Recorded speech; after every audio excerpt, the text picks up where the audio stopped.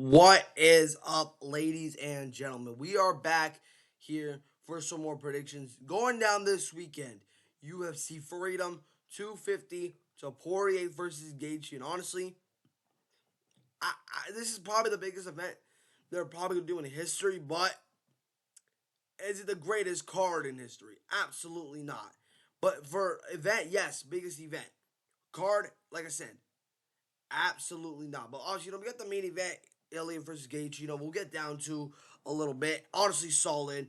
Co-main event, Alex Pereira, Ciryl Gane, which I personally love. Then we got, Sean O'Malley fighting Ariel Hawaiian, man. A solid fight. We got, Josh Hokit facing Derrick Lewis. Mauricio Ruffy versus Michael Chandler. We got Bo Nickal versus Ilia Daukaus. We got Diego Lopes, Steve Garcia. So all these fights in general are solid.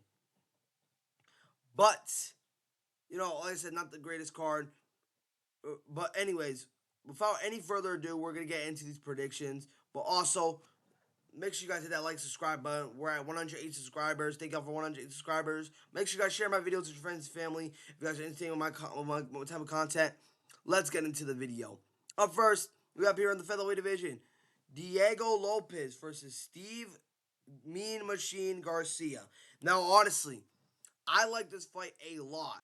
Because, you got Steve Garcia, who's honestly has to be one of the best American prospects we have today, has heavy hands, is a good fighter overall. You got Diego Lopes, who's already fought for the title twice against Alexander Volkanovski. And, obviously one of the best featherweights right now, and one of the best shins. So looking at their last 5 fights, you got Steve Garcia, who beat Mikelsis Costa, which we just seen Mikelsis Costa, recently lose to, Arnold Allen, which that's not a bad loss at all. Arnold Allen is very skillful. When did it beat Suwoo Choi, then when did it beat Kyle Nelson, then most recent, beat Calvin Kattar in the decision, his most recent decision win. Then most recently knocked out David Onama. His last 2 fights against Calvin Kattar and David Onama are 2 very good wins.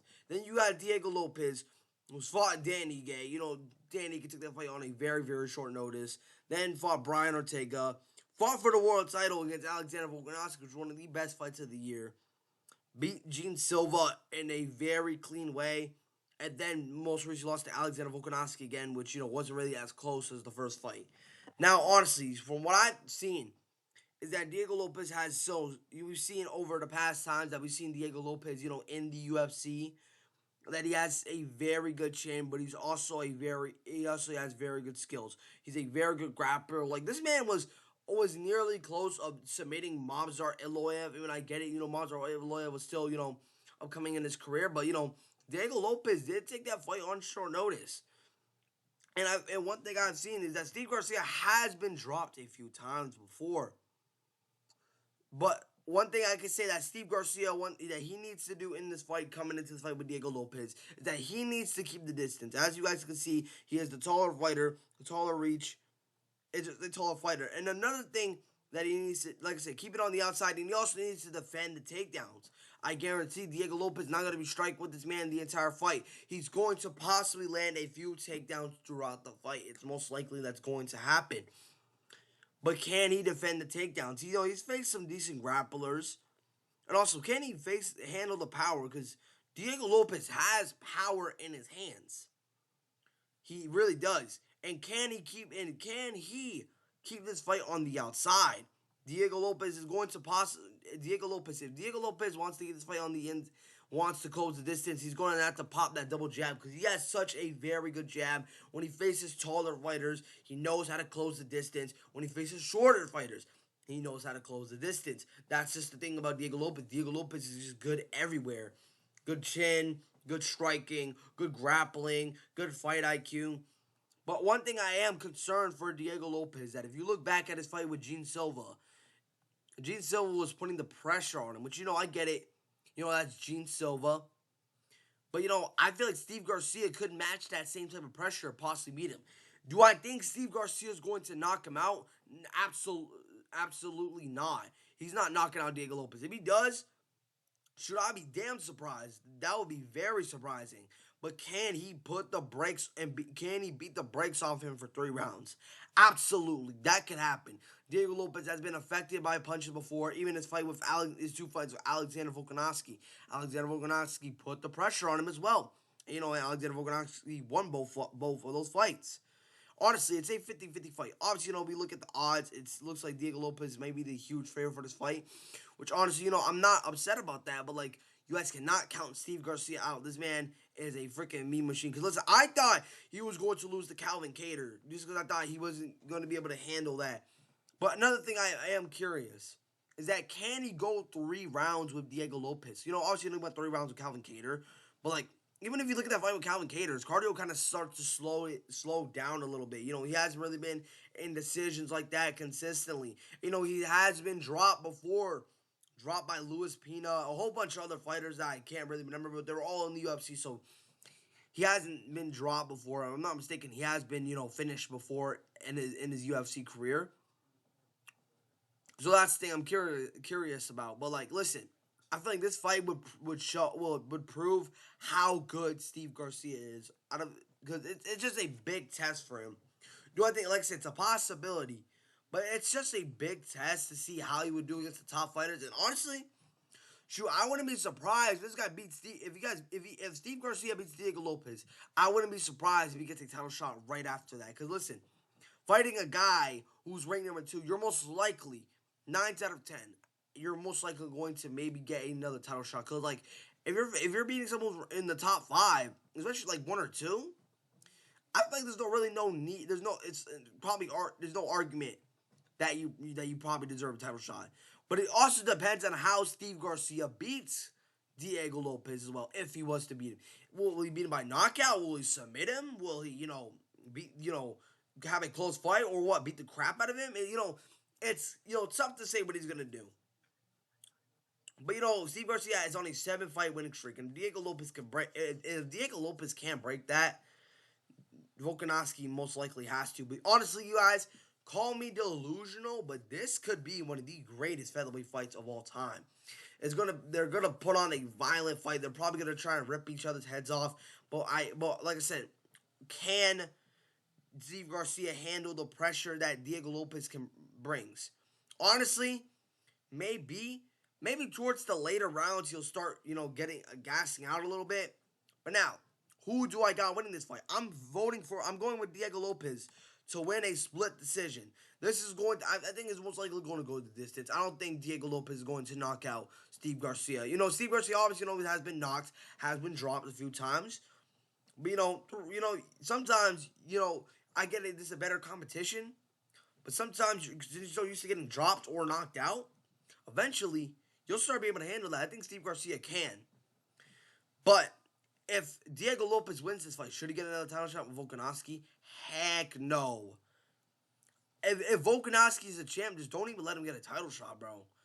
Because they can fight like 100 times, and Volkanovski would win all of them, bro. That's how good Volkanovski is, and I just don't think Diego Lopes is going to beat him. But yeah, if Steve Garcia can put the pressure on him early, wear him down throughout the later rounds, I could see him winning that possibly. But like I said, I don't see Diego Lopes getting knocked out by Steve Garcia, even though Steve Garcia is a heavy knockout puncher. But give me Diego Lopes by a split decision. Diego Lopes needs to close distance early, hit the body, land some takedown defense, possibly attend some submissions. But if he can't do that and if fights on the outside, I would favor Steve Garcia. Next up, in the middleweight division, Bo Nickal versus Kyler Daukaus. Now listen, honestly, it's a solid fight overall. This is nothing too crazy.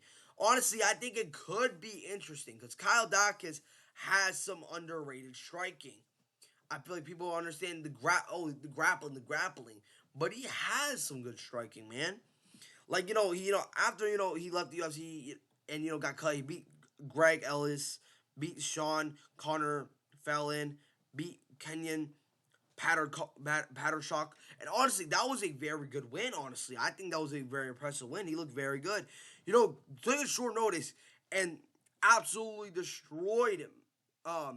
Michelle Pereira.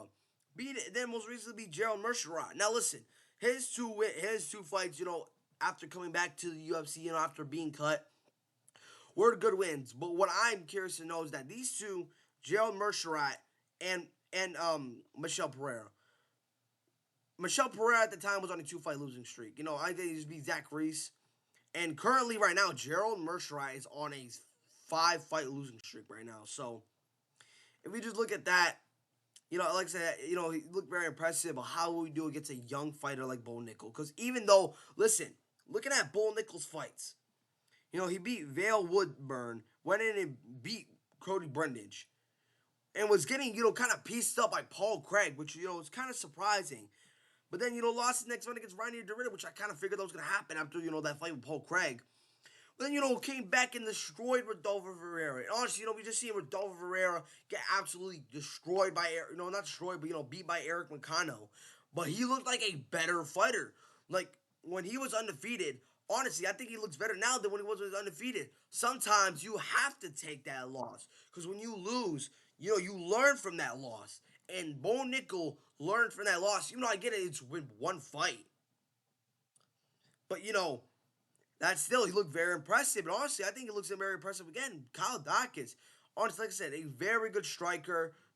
I say he has a very good Muay Thai. And honestly, I was surprised that he beat Michel Pereira, honestly, because I thought this guy was going to get absolutely murked. And honestly, like I said, in a way, it's interesting. Because honestly, I can see that. I'm not saying it could be fight of the night, but honestly, I can see this being a skillful fight because both fighters are very skillful. People kind of, think that Kyle Daukaus, is going to get easily dominated, which, I'm not saying that he's going to win. But I don't think he's going to get dominated by Bo Nickal like that. He's going to give Bo Nickal trouble no matter what. And honestly, I feel like some of you guys are, like I said, kind of sleeping on this fight a little bit. Obviously, this could be a very easy night for Bo Nickal, but I don't necessarily think so. Obviously, I'm picking Bo Nickal to win. I'm going to say a submission towards the later rounds. But that's first and second round. Those first 2 rounds, honestly, I can see it being very close. But then, towards like that third round, I think that's when Bo Nickal kind of finds his pace. I think that's when, Kyle Daukaus starts to get a little more tired. I think that's when, Bo Nickal kind of, reads him out a little bit. Because, like, Kyle Daukaus kind of has, like, this awkward way of striking. He's like this, elbows in, kind of throws a little off. His striking is looking better. But yet again, listen, knocking out Michel Pereira. Michel Pereira, that's the best way.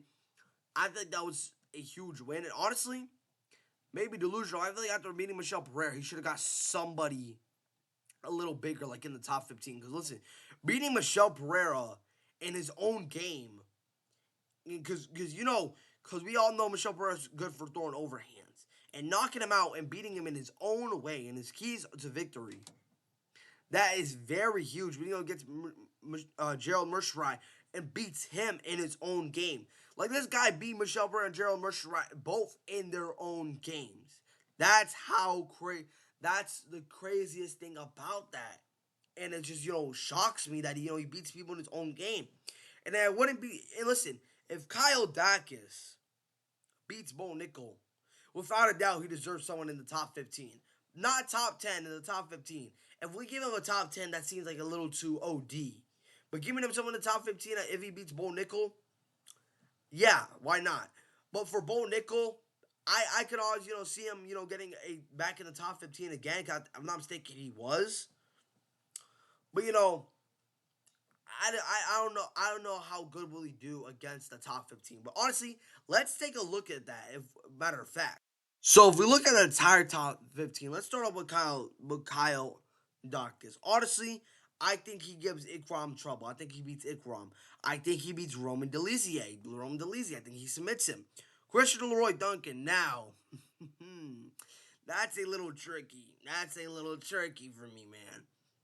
Him fighting Gregor Rodriguez, he's not beating Gregor Rodriguez. And then for Jared Cannonier, that's a 50-50 fight. I would slightly favor Kyle Daukaus. Now, for Bo Nickal, I honestly think he beats Ikram Dolidze and Jared Cannonier. Same thing for both fighters. I think No, he could be Christian Lloyd Duncan, but I don't think he's beating Greg Rodriguez. He gets absolutely obliterated by Greg Rodriguez. So yeah, I think both of them can do good in the top 15. Whoever moves forward in this fight, but who wins this fight exactly.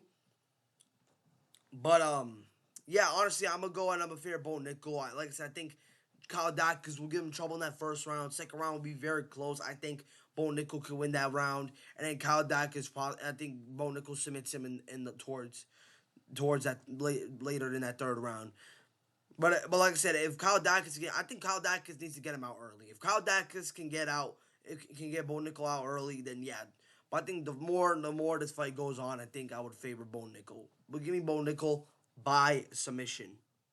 Next up, we have up here Mauricio Ruffy versus Michael Chandler. Now listen, stylistically, what I can't even believe this is even a matchup. Listen, I feel like Chandler kind of got screwed. You were supposed to fight Conor McGregor, and now you get off-brand Conor McGregor, who, in my opinion, is not even off-brand. I don't even know why I'm calling him off-brand.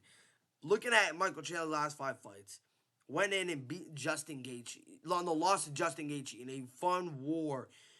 Last time winning a fight was 4 years ago, beating Tony Ferguson. Then beats Dustin Poirier. Loses to Dustin Poirier, loses to Charles, and most recently loses to Paddy the Flappy, bro. Yes, I said it. Paddy the Flappy, bro. Because this dude's just like flap, you know, okay fighter, man. And then you got Mauricio Ruffy, who, beat Jamie Malarkey. We just seen Jamie Malarkey also, lose to Quillen Salkill. Beat James Litop, pause. Beat Bobby Green. We just, Bobby Green just beat Jeremy Stevens. Before that, beat Daniel Zalberg. And I was going to fight Terrence McKinney at UFC 329. Lost to BSD. BSD just beat Dan Hooker before that. Before that, also knocked out Benil Dariush. Before that, beat Hooker on a 4-fight winning streak. Beat Vazeev, and honestly, going to be one of the best fights of the year. That was such a, high output, good fight. Stylistically, Chandler's only way to victory is if this fight heads to the ground. Obviously, Ruffy got fraud checked by BSD, which, I picked BSD to win this fight. Obviously, it wasn't a video, but, I figured BSD was winning this fight. And honestly, I thought Michael Chandler was going to be Paddy Pimblett. I really thought he was. To my surprise, to me, I'm still kind of shocked that Paddy Pimblett really lost that fight. But listen, Michael Chandler needs to get him out early because Michael Chandler is known for having buns cardio. This man's such a good entertainer, but he just has such bad cardio. He starts giving up once his man gets tired. And I feel like his cardio has gotten worse. We saw that in his Paddy Pimblett fight, where his cardio started getting very bad after like the first round. So yeah, his cardio is not there no more. And obviously, he has been in his prime for years, man. Ever since he got to the UFC, hasn't been in his prime. 2 wins against Dan Hooker and Tony Ferguson. Listen, Tony Ferguson's past prime, and Dan Hooker, it's a solid win, but honestly, man, Michael Chandler at this point of his career, he's 40. If I'm not mistaken, listen, he's almost 41 years old, man. He's old, bro. Listen, like I said, I can see him submitting him early if he gets this fight to the ground, but there's no way this man is beating Mauricio Ruffy. He gets knocked out in the first round. This fight could be over in under a minute, guys. I wouldn't be surprised. Michael Chandler at this point, I was a fan of him at first. But then you're losing a Paddy Flappy, bro. Paddy Flappy, really? Losing a Paddy Flappy. Like, come on, man. Like, that's legit not a good look for you at all. And we just seen Paddy Flappy get destroyed by Justin Gaethje as of recently. Which, obviously, I will get more further into that. But Michael Chandler is getting destroyed. And he's probably going. And honestly, nickname Iron. That knockout's about to feel like iron for Michael Chandler. Give me Mauricio Ruffy by knockout. Next up, we got one of the most interesting fights I'm actually looking forward to. Woof! Derrick Lewis versus Josh Hokit. So now, listen here, guys. If Josh Hokit actually took a little more time to recover from his last time out against Curtis Blades, I would easily pick him to beat Derrick Lewis. No, but knowing how fast he got a fight schedule after taking a buttload of damage against Curtis Blades, kind of concerns me. Cause like, listen, looking at his fights outside of the UFC, he on the original scene he beat Eric Linsford, then made his contender series debut against Gabriel Ural, which he played that game very good. Fought Max Gibbons in his debut, which honestly I thought would have been a little bit of a better of a fight. Destroyed Denzel Freeman, and obviously almost recently beat Curtis Blades about like a month ago, which I find very concerning. A month, 2 weeks, and 6 days ago. But listen, one thing I will say that also concerns me, I feel like Josh Hokit cannot take a very good leg kick. And Derrick Lewis, he doesn't throw it a lot, but he has a very good scissor kick that he could throw. We've seen him in his last fight, his debut fight against Max Gibbons, before he knocked him out.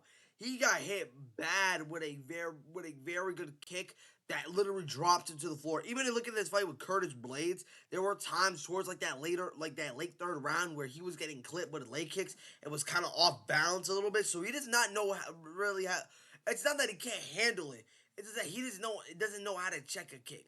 But now looking at Derrick Lewis's last 5 fights, went in to beat Marcus Rodrigo de Lemo. Most recently, lost to John Almeida, which was a boring fight. Just got laid on top of.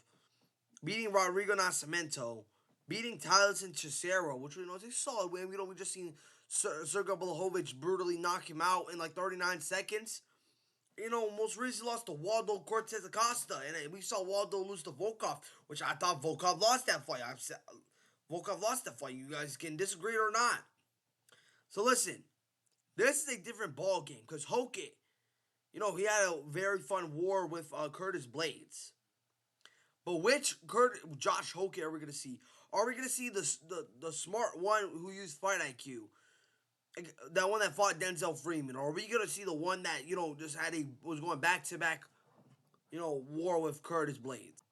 Because it's different, you know, going head to head with Curtis Blades, but then it's different going with the Black Beast, bro. That's a different scenario in which I think it could be a very bad night for him. Obviously, on the ground, Derrick Lewis is grappling, and we've seen that after years of seeing Derrick Lewis fight in the UFC, is that he has terrible ground, he has terrible wrestling. He's not that good of a wrestler.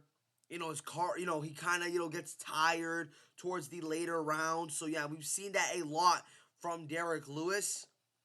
But that doesn't mean, but like, just knowing how Derrick Lewis is, you can never be so sure of a Derrick Lewis fight. It's always going to be 50-50 no matter what fight it is. He could be fighting John Jones. He could be fighting, Tom Aspinall right now.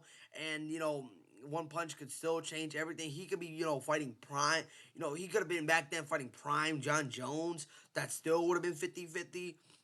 So yeah, like I said, you never know what you would expect from a Derrick Lewis fight. Just knowing how, one punch could change the whole fight. But I feel like as of nowadays, that could be bad. But knowing how hittable Josh Hokit really is, I wouldn't be surprised he knocks him out. Fighting a guy like, trying to, land, because he looked terrible in that fight with Waldo, because he tried to, land one punch to knock him out. Waldo knows how to move.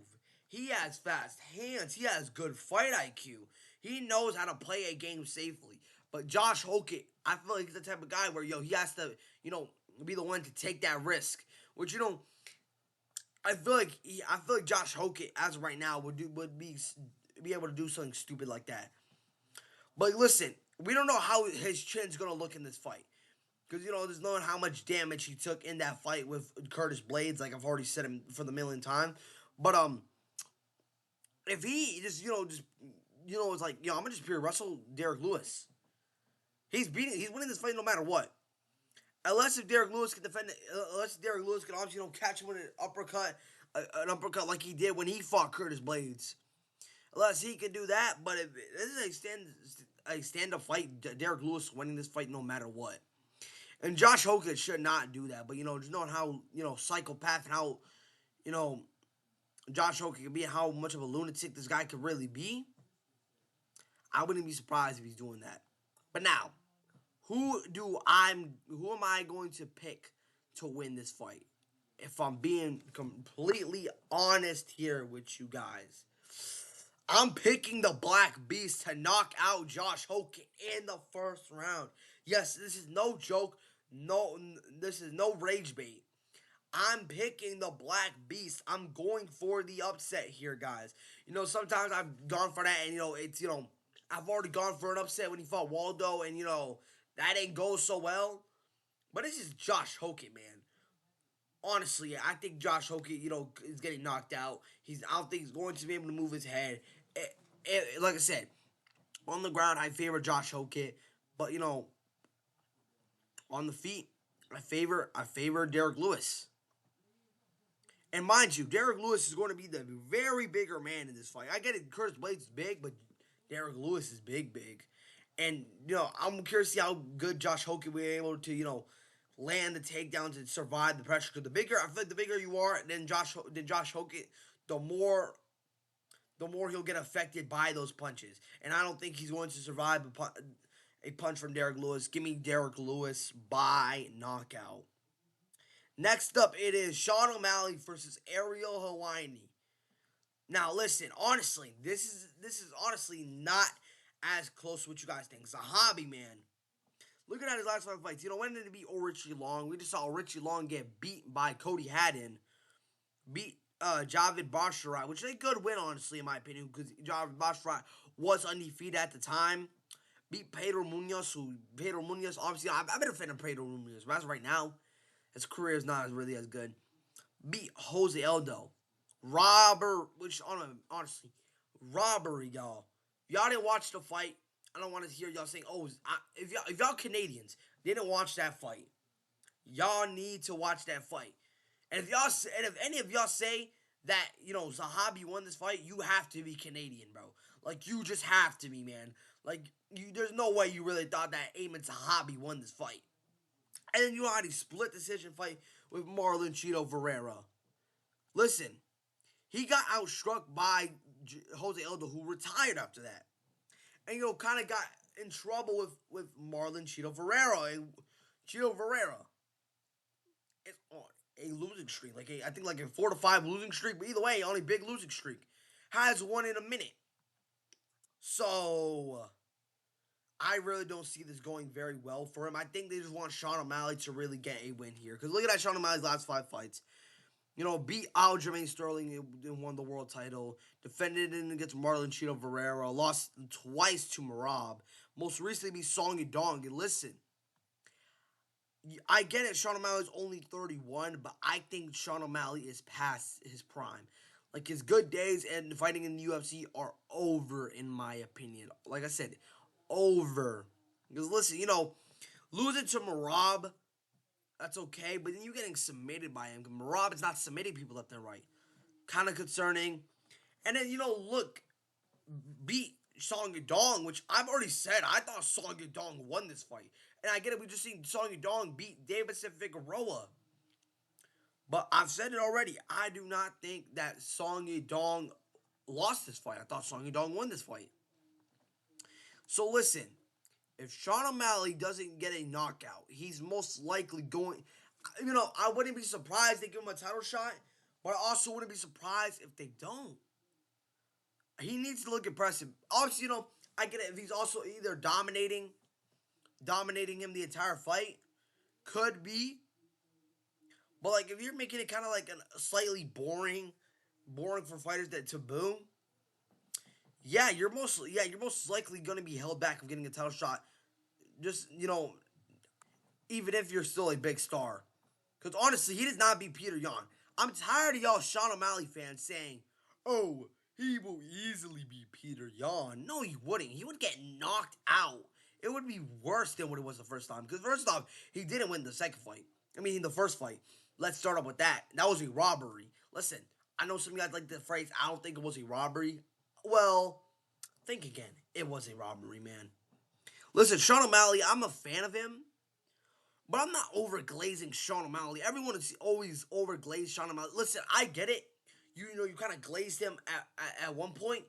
But as of right now, you can't be overglazing this guy, man. He nearly lost to Song Yadong. You know, like I said, Song Yadong is a very good fighter, but like is a very good fighter, but like shoot, you nearly lost that fight, and I only thought he won that third round. Listen, I think he personally beats Ariel Helwani, guys. He destroys his man. I'm going second round. I'm picking a knockout, but he hasn't got a knockout win since in over 2 years against Aljamain Sterling. And even then, Aljamain Sterling made a wrong move for him to get knocked out. Listen, couldn't knock out Cheeto, which, in my opinion, nobody is knocking out Cheeto Ferreira, man. And you couldn't knock out Song Yadong. So, yeah. Hopefully he knocks out Aiemann Zahabi. I'm hoping that Sean O'Malley, because I want to see him fight Peter Yan, only for him to get beat on, y'all. I'm gonna be very honest with y'all. I only want him to fight Peter Yan so he can just get beat on. But yeah, I'm picking Sean O'Malley. I think he has the way better striking, and like I said, he's already got outstruck by Jose Aldo and Cheeto Ferreira. I don't think that he has a lot of success against Sean O'Malley. Give me Sean O'Malley to win this one by knockout. Next up, we have up here our co-main event for the interim heavyweight title. Alex Pereira versus Ciryl Gane. Now listen, a lot of you guys may be favoriting Alex Pereira, but you guys forgot, man. Ciryl Gane has very good head and footwork, man. Like, look at his last 5 fights. Went in and beat Tai Tuivasa. Now, listen, man. We ain't talking about that win, bro. Because, man's, if I'm mistaken, on like 7-fight losing streak. Lost to John Jones. Not bad of a loss. Beat Sergey's Fibatch. We all knew that was going to happen. Beats Alexander Volkov. Robbery, bro. He should have not won that fight whatsoever. Then gets a title shot with Tom Aspinall. Now, the one thing I hate about this, that the UFC still seems to try and I want to say the UFC fans. It's the UFC in general. The UFC kind of just glazes Ciryl Gane a little bit too much. Because, if I'm not mistaken, this is going to be his 5th title shot.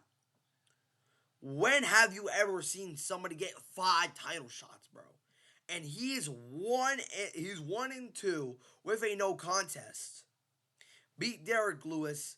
Lost to Francis Ngannou. But there was argument where he could have won that fight. But at the same time, he decided to do something very stupid and try and get a heel hook on Francis Ngannou. That wasn't nobody's fault but Ciryl Gane's. And I thought Francis Ngannou won 3-2. Because that last round, getting laid on top of for a round, kind of gives it to the judges, kind of, depending on how big of a name you are.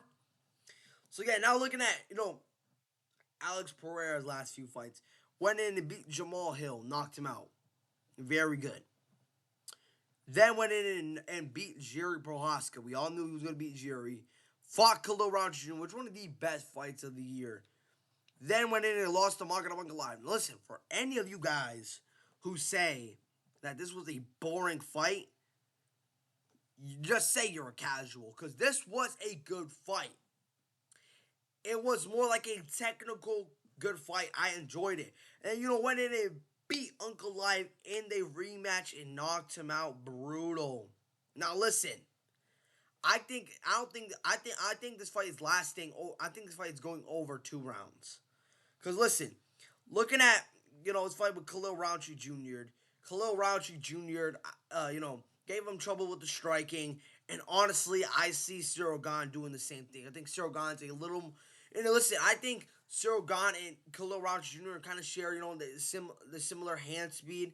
But obviously, on the feet, Ciryl Gane moving around is very good. But I'm curious to see how will he do with those leg kicks from Alex Pereira. Because I guaranteed, listen, because Ciryl Gane moves with his legs a lot. He doesn't move with his head. He moves his head. His more coming from his legs.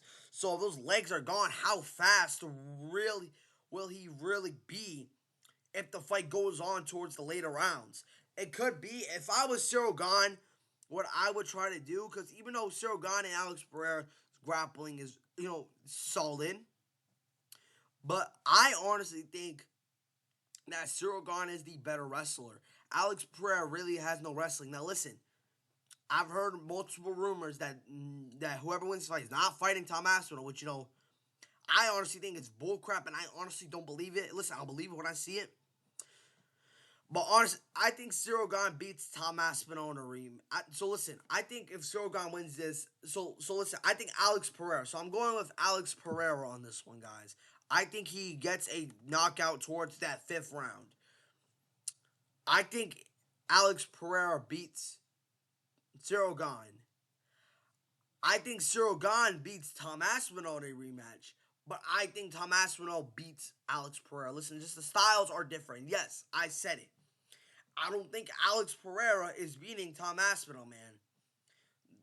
I feel like a lot of you guys who pick Alex Pereira are probably just fans of Alex Pereira, or you're just a casual, bro. Because like disrespecting Tom Aspinall like that. Tom Aspinall is very fast on the feet and has the wrestling to freaking submit Alex Pereira. So, but obviously, that's a different story. But yeah, I'm going with Alex Pereira. I think I'm gonna trust the striking of the Alex Pereira. I'm gonna trust the kicks. I think he's going to, start off slow. And listen, I feel like if I'm not mistaken, Alex Pereira was the favorite. Was like more of a favorite. Now it's more near even. But listen, I already knew Alex Pereira was going to lose some muscle. I've already knew that he was going to look slower. You're not going to look more ripped the more you go up in weight. You're going to probably, if you go down in weight, you're going to look more ripped. But if you go up in weight, you really are not going to look more ripped. You're going to look bigger as like because you're moving up. But you're not going to look more jacked. You're going to lose some muscle. You're going to have some more body fat. There's nothing wrong with that. But, I've seen a few sparring videos of Alex Pereira and see him start off slow. So, that kind of maybe concerned me. Maybe a little bit concerning. But I'm going ahead and I'm picking Alex Pereira to win this one by knockout towards the later rounds. Listen, if Alex Pereira can't knock him, then all you really need is just a sloppy fighter for him to, for Shogun to get dropped. Because listen, Tom Aspinall couldn't drop him. Francis Ngannou couldn't drop him. If Alex Pereira can't drop him, that's crazy. Because the only person to ever drop Alex Shogun was Tai Tuivasa. And he's on a 7-fight losing streak right now. Not on a winning streak. Hasn't won a fight ever since he beat Derrick Lewis. So that would be kind of crazy if Alex Pereira can't drop him. But yeah, I'm going with Alex Pereira to win this one by knockout. I wouldn't be surprised if this fight goes a distance. I really wouldn't be surprised. Ciryl Gane is really just good like that. But I feel like we really need to stop giving Ciryl Gane all these damn title shots. Like at this point, he really needs to stop. Listen, at this point, man, legit at this point, at this point, Curtis Blades deserve a title shot before Ciryl Gane at this point. Yeah, but give me Alex Pereira to win this one by knockout. Next up is the main event. Ilia Topuria versus Justin Gaethje. Wow. Yeah, Gaethje is so cooked, bro. Gaethje is getting knocked out in the second round, guys. Yes, I said it. Gaethje is cooked. Like, let's take a look at their last 5 fights. Looking at Gaethje's, he went in to beat Rafael Fiziev in a very good fight. Fought Dustin Poirier and knocked him out very badly. Fought Max Holloway. We just seen Max Holloway get ragdolled by Charles Oliveira, which is nothing wrong with that. Beat Fiziev in a rematch. And then most recently beat Paddy Pimble, which I called it. I said that Paddy Pimble was going to lose this fight. Guys, don't remember, you guys have to scroll all the way and find my video, because I said that Gaethje was going to win this fight. But then when we look at, Ilia Topuria, went in and beat Bryce Mitchell, which, I would say isn't the best win, but it isn't the worst win either. Goes ahead and beats Josh Emmett, which, we just seen Josh Emmett get absolutely knocked out by Kevin Vallejos. Then he slimes out Alexander Volkanovski. Slimes out Max Holloway. Then moves up to 155. Slimes out Charles Oliveira. But listen, you guys are saying, I get that he slimed all these guys out. Listen, I feel like it was very obvious that he was going to knock out Max Holloway. But the reason why Charles and Volk both got knocked out is because they started striking with him. And the question I have here is that will he have knocked him out, these two out? Max Holloway, out the picture. Because, he doesn't really have that much big of grappling. Would he have knocked both fighters out if they actually had a smarter game plan? I think they possibly would have, won the fight maybe. Volk obviously, was probably going to get knocked out. Already took too much punch to the head. Charles, I think if Charles played that game smart, I would have thought Charles Oliveira should have. I think Charles Oliveira had a smarter game plan. I think Charles Oliveira would have won that fight. But now, there are ways for Gaethje to win. Honestly, I think a 7% chance for Gaethje to win is kind of diabolical. A 5% chance at most. 7, I feel like, is a little too OD. But listen, if we look at Ilia Topuria's fight with Max Holloway, there were a few times throughout that fight, Max Holloway was landing some very good leg kicks on Ilia Topuria. And we all know Gaethje is known for having some of the best leg kicks in UFC history. But also, another thing, if Gaethje can keep this fight, on the outside, because as you guys can tell, he is, the taller fighter. So if he can use that, and he has some underrated boxing. So if he can use that jab, use that straight, I think, use that straight, just keep this fight at distance at all costs, he could beat Ilia Topuria. And listen, the question I am going to be noticing, are we going to see the one that fought Rafael Fiziev and was very technical? Or are we going to see the one that was very explosive against Paddy Pimblett?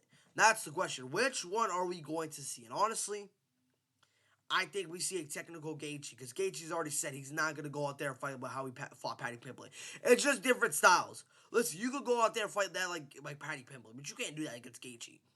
I think Gaethje needs to keep this one at longer range to beat Ilia Topuria, but like I said, I don't think he's beating Ilia Topuria. It's going to be a very easy night for Ilia Topuria. I think he knocks him out towards the second round. He could knock this guy out in the first. I wouldn't be surprised. But that will be the end of the video, y'all. Make sure you guys hit that like and subscribe button. Turn on notifications when you guys want to see when I upload.